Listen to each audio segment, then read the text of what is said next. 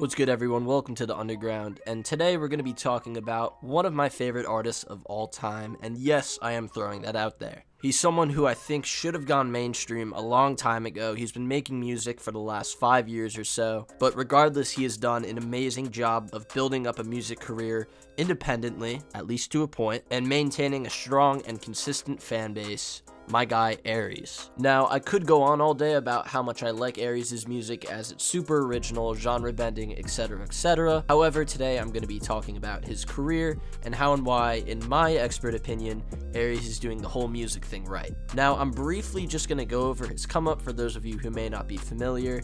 If you want more details, I highly recommend that you check out Patrick CC's video on him. The link for that will be in the description below. So, although his first 3 videos were music, Aries actually started out as a YouTuber making short form producing videos where he would recreate the instrumentals of famous songs at the time, do various beat challenges, and other videos of that sort.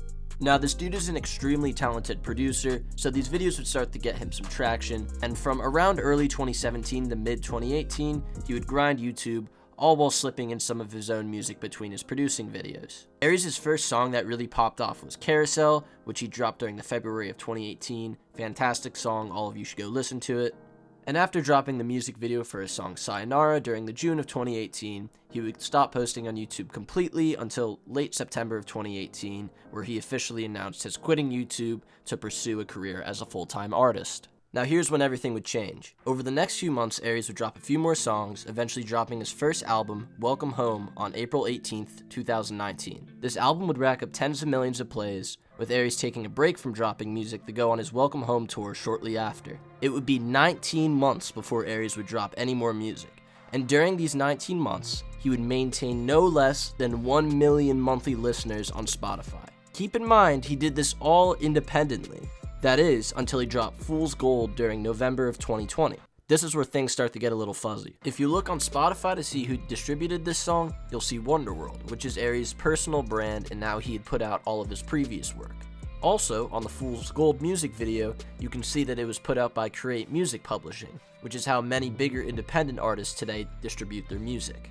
But the first thing I noticed when watching this music video is that it's definitely high budget, but that would make sense considering that my man's been raking it in over the last 19 months. However, just going to see my favorite independent artist is signed. Oh, life is so good. You know what? Let's go see my boy Aries. I wonder what he's doing. So no, that's not actually how I found out Aries was signed to Columbia Records. They'd posted an Instagram story promoting the Fool's Gold music video, which then he reposted on his Instagram and I saw. This got me thinking, if Aries is signed to a label as big as Columbia Records, why aren't they the ones putting out his music? And so I did a little digging, aka like 2 Google searches, and I found this Reddit comment that has the best explanation I can find. They wrote, "It's just a marketing thing most likely. People like to find unsigned or up-and-coming artists. Columbia probably realized that and removed their name."